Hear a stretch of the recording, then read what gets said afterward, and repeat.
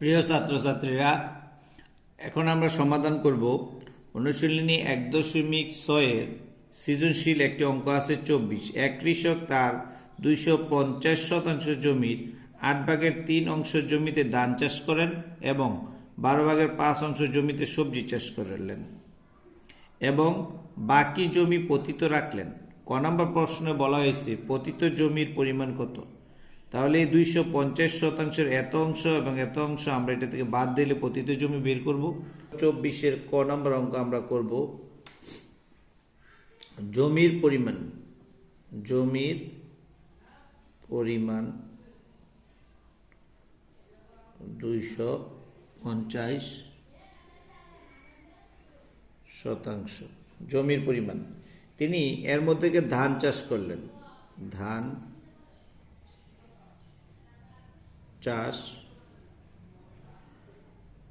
চাষ করলেন 250 এর 8/3 অংশ জমিতে।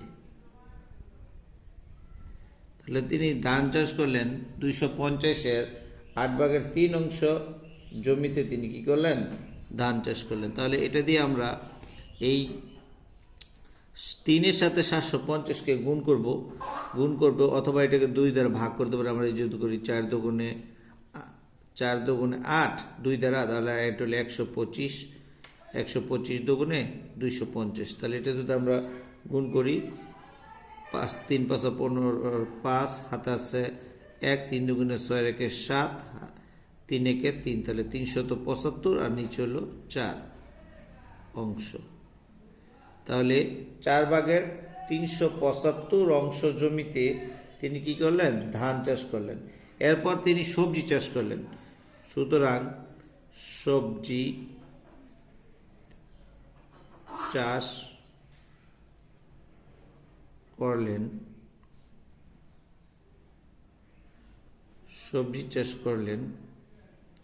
250 এর এখানে বলা হয়েছে 12/5 অংশ।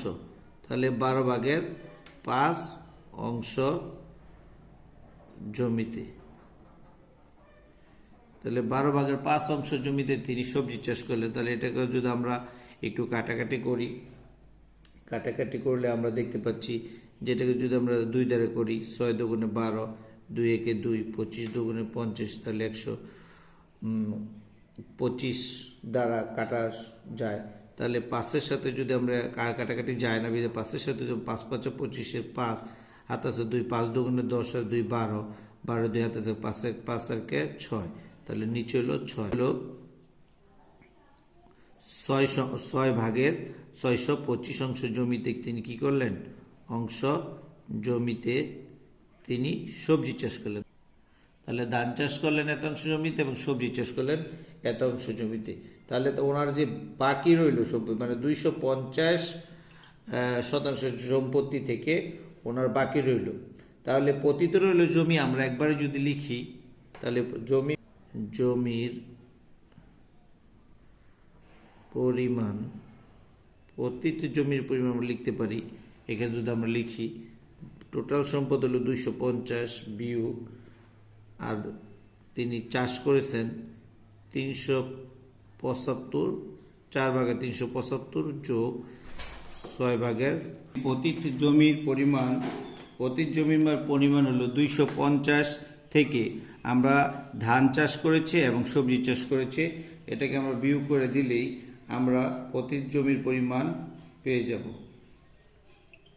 তাহলে 250 বিয়োগ, এটাকে যদি আমরা লসাগু করি, তাহলে লসাগু করলে 4 আর 6 লসাগু করলে হয় 12, 1 2 12, 4 আর 7 দিয়ে যদি আমরা 12-কে ভাগ করি তাহলে হয় 3 দ্বারা আমরা 375-কে গুণ করলে 3 5 15 5 হাতে আছে 1 3 7 21 এর 22 22 2 হাতে আছে 2 3 3 9 আর 2 হলো 11, তাহলে 1125 এই যোগের যোগ।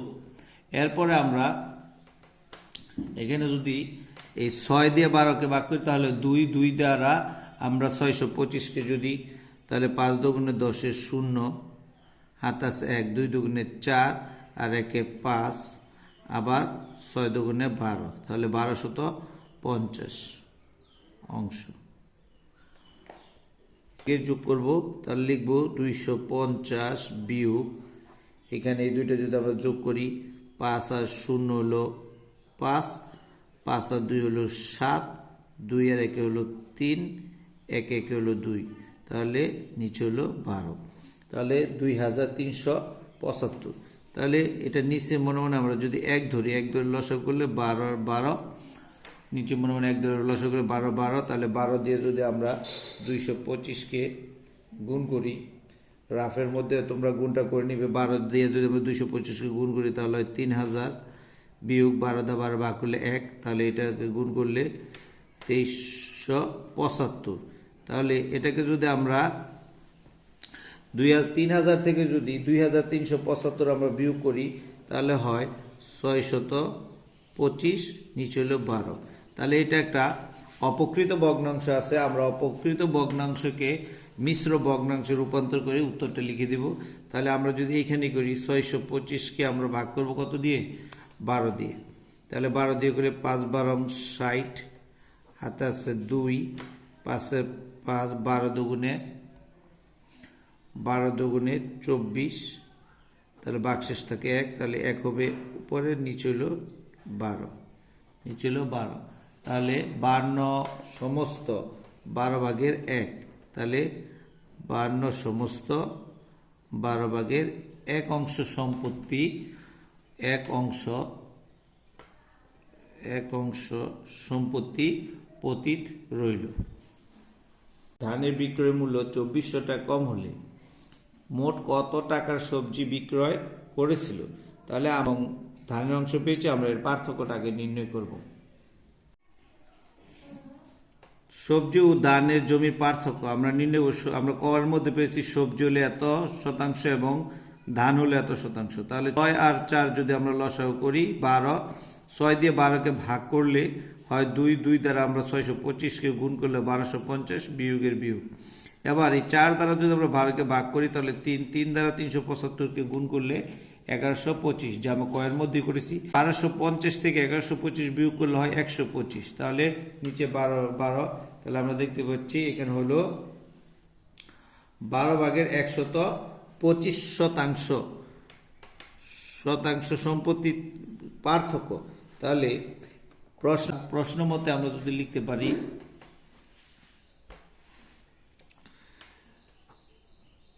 12 ভাগের 125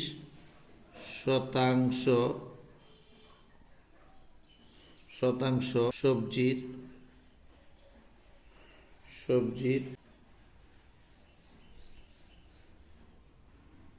মূল্য হলো 2400 টাকা।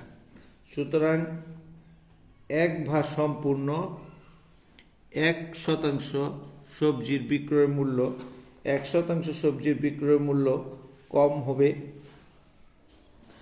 1% সবজির বিক্রয় মূল্য আমরা কি করব, ভাগ করে দেব। ভাগ করলে আমরা জানি ভাগ করলে অঙ্কটা উল্টে গেলে এখানে লিখব 2400 × 12 আর নিচে হলে 125 টাকা।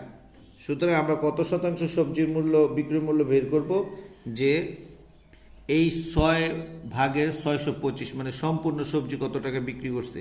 তাহলে 6 ভাগের 625 শতাংশ সবজির মূল্য, আমরা জানি একের পরে ভগ্নাংশ থাকলে সম্পূর্ণটাই গুণ করতে হয়। তাহলে এখানে লিখব 2400 × 12, 2400 × 12, উপরে চলে যাবে 625 আর নিচে হলো 125 × 6। তাহলে 6 দিয়ে যদি আমরা 12 ভাগ করি তাহলে হয় 2, 6 দিয়ে 12কে ভাগ করলে 2। এই 25 দ্বারা যদি আমরা 625কে ভাগ করি 5, তাহলে 5 দুগুণে 10 আর এই 24-এর সাথে 10 যোগ করলে হবে 24,000, একটি শূন্য শুধু বেড়ে যাবে, 24,000 টাকা। অর্থাৎ এখানে বলা আছে যে মোট কত টাকা সবজি বিক্রি করা হয়েছিল। তাহলে এখানে মোট 24,000 টাকা সবজি বিক্রি, উত্তর হবে মোট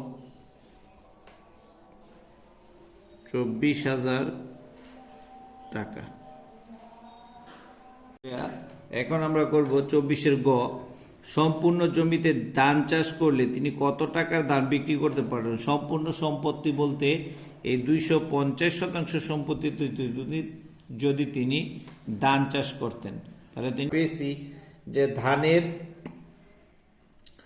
জমিতে কত শতাংশ সম্পত্তিতে তার ধান চাষ করেছিল। তাহলে 4/375% জমিতে তিনি ধান চাষ করেছিলেন। এই ধানের মূল্য হলো 21,600 টাকা। সুতরাং এত শতাংশ জমির ধানের বিক্রয় মূল্য হলো 21,600 টাকা। 21,600 টাকা। সুতরাং 1% জমির ধানের বিক্রয় মূল্য হবে কম, তাহলে ভাগ হবে, ভাগ হলে আমরা জানি কি এই ভগ্নাংশটি উল্টে দিতে হয়। তাহলে 21,600 এ হর উপরে যাবে এবং লব নিচে, তাহলে 375 টাকা। সুতরাং তার মোট সম্পত্তি ছিল কৃষকের 250%।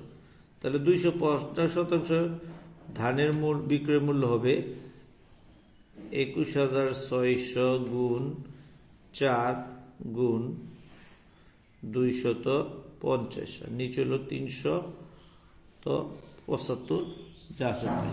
তাহলে এটাকে যদি আমরা ভাগ করি অথবা কাটাকাটি করি, তাহলে আমরা দেখতে পাচ্ছি এটাকে যদি আমরা 125 দ্বারা ভাগ করি তাহলে 2, আর এটাকে 125 দ্বারা করলে কত হয় 3। তাহলে 125 দ্বারা করলে হয় 2, আর এটাকে 125 দ্বারা করলে হয় 3। এই 3 দ্বারা যদি আমি 21,600 ভাগ করি, 3 7 21, 3 দুগুণে 6 আর 2 0 0, তাহলে হয়ে গেল এখানে কত 7,200। তাহলে 7,200, 4 দুগুণে 8, 8 দ্বারা আমরা যদি এটা এই 3 দ্বারা 21,600 ভাগ করলে হয় 7,200। তাহলে 4 দুগুণে কত 8, 8 দ্বারা যদি আমরা এটাকে গুণ করি 8 0 0 8 0 0, 8 দুগুণে 16 6, হাতে আছে 1, 7 8 56 আর 1 57 টাকা, অর্থাৎ 57,600 টাকা। অর্থাৎ সম্পূর্ণ জমিতে যদি উনি ধান চাষ করতেন তাহলে 57,600 টাকা পেতেন। তাহলে উত্তর হবে 57,600 টাকা।